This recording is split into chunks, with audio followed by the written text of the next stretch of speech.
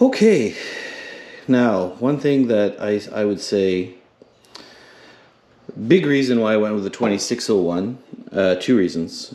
Reason number one is below the 24 horsepower, no environmentally sensitive DPF, SCR, EGR, blah, all that kind of stuff that has no earthly business on a utility tractor.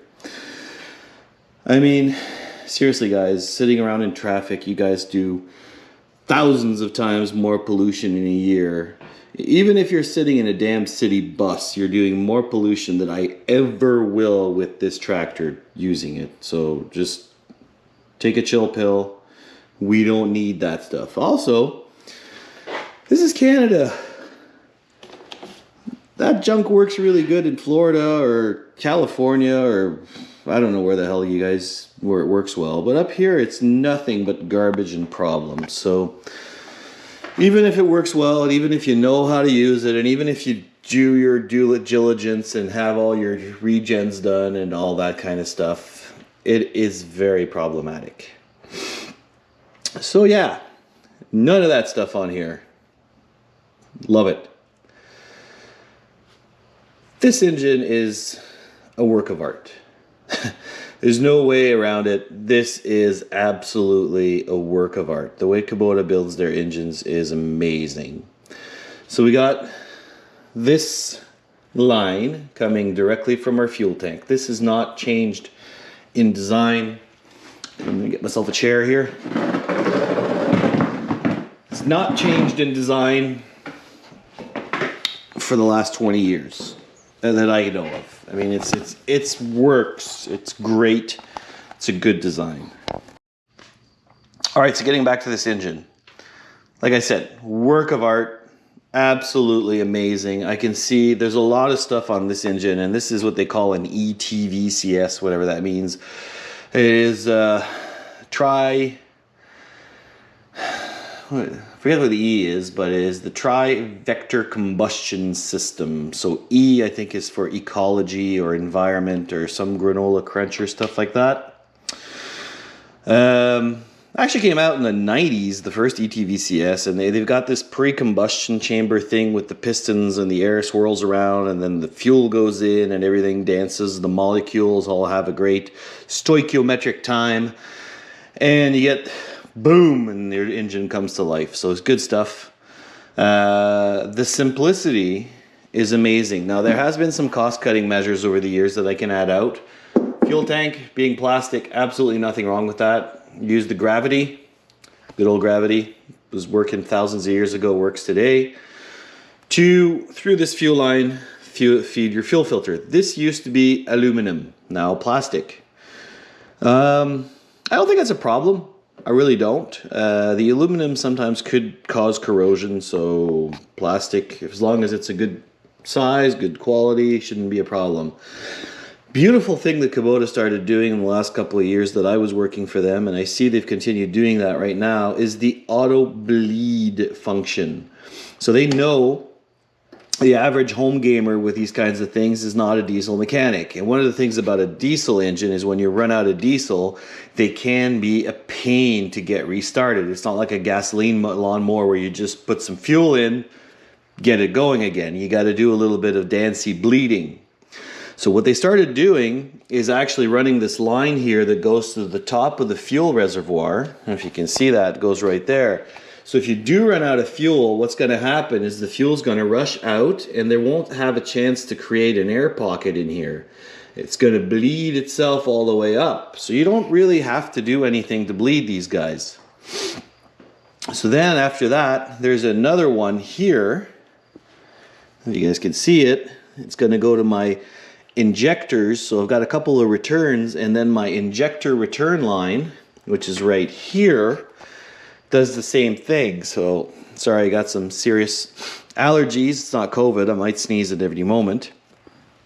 So again, the auto bleed from here to here, mechanical fuel pump, diaphragm full fuel pump. Back, existed forever, works great, perfect. So we go into our injection pump inlet, and 3 cylinders obviously. So this is a beautiful Bosch style. I think it's made by Denso now, but it's a Bosch style. So you got your cam with your lobes underneath here, and then you've got your submerged fuel pump going into the engine block. Love this design. Zero problematic. It's really good. So again, if you run out of fuel, it's going to bleed itself. So you've got an auto bleeder here. You don't even need to crack this guy. I mean, you could if you were really stuck, but you know, you don't need to. And crack this guy. The fuel pump itself has a return, and then the fuel injectors in the back here has a return that goes above the level of the reservoir. Beautiful engineering. If you run out of fuel in this guy, grab your jerry can, put some fuel in it. It'll take a couple of turns over to start, but it will not be a problem. Guaranteed. This is a beautiful system. Compared to the other older systems, this is fantastic. So just at the idea of how this works, we got this rod. Nothing wrong with that. Actually, it's pretty good. Keep in mind, this engine goes into all sorts of stuff. You know, not just a tractor. They don't just build this engine for a tractor. So it goes into a lot of things, and this guy is my fuel control rod. So my manual throttle goes to here. This lovely bad boy is my fuel shutoff. So electric going back there to the fuel rail.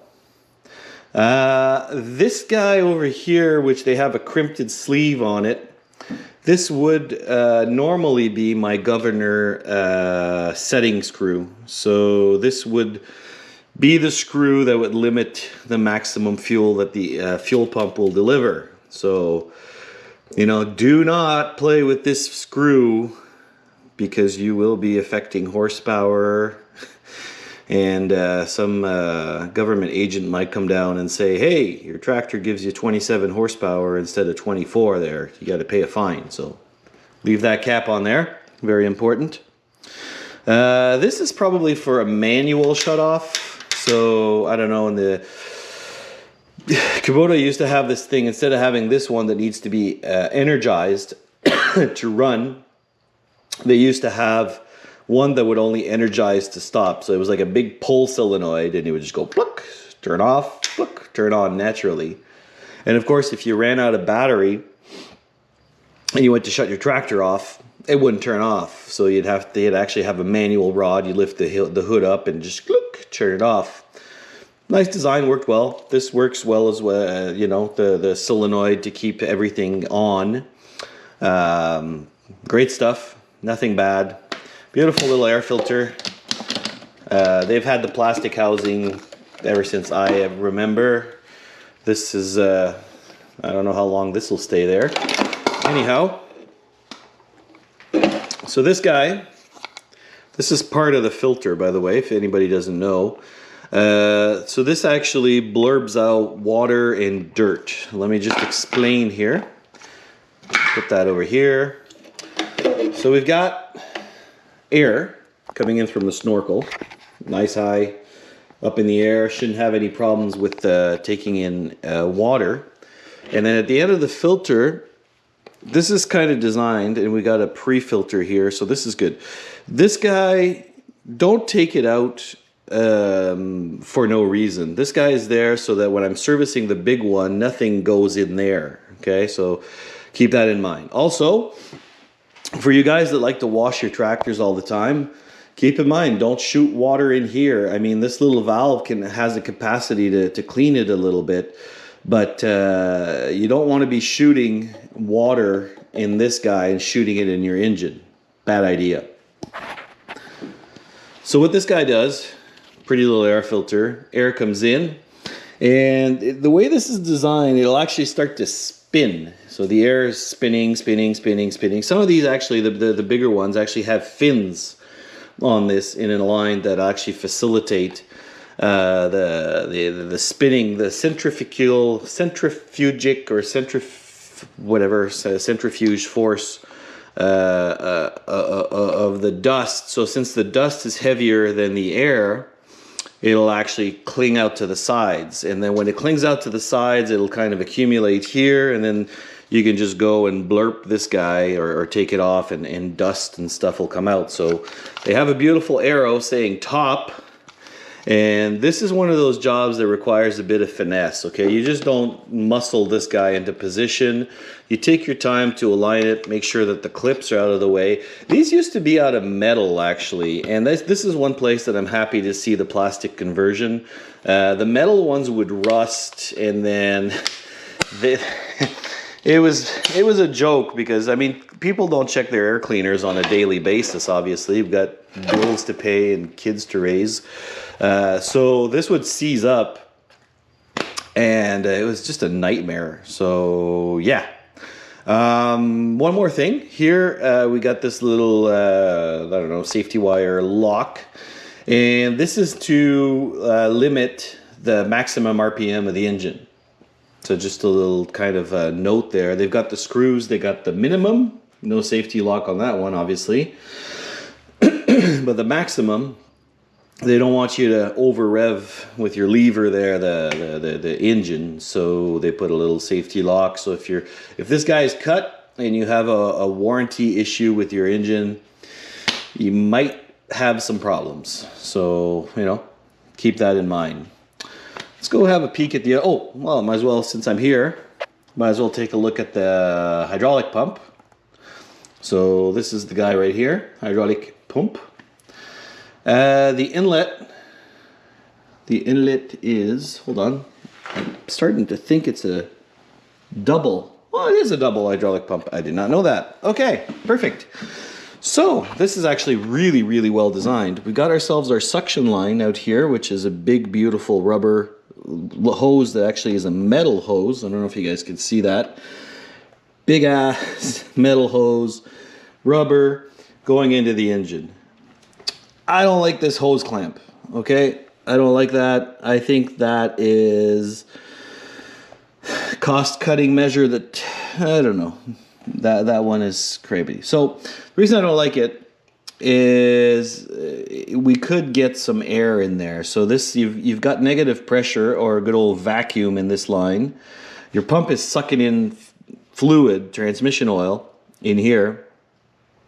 And if this clamp goes loose, or if this pipe here or anything like that has a bit of an issue, you possibly could get air in your oil, and then your hydraulic functions will be all spongy and blah blah blah. But it should be okay. I mean, as long as you don't play around with it, and if ever you do take it off, make sure that everything's clean, put it on with a new clamp, you should be good to go.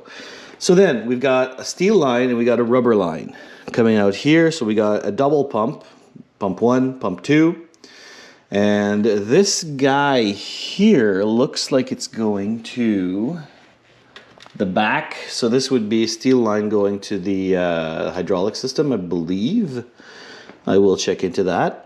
And this guy here looks like it's going to the top, going for the power steering system. So very nice. So this guy would be a priority, having, you know, you want your steering before you want your hydraulic hitch or anything like that to go up. And then whatever's left over for your hitch, your loader, blah, blah, blah, would go through this guy.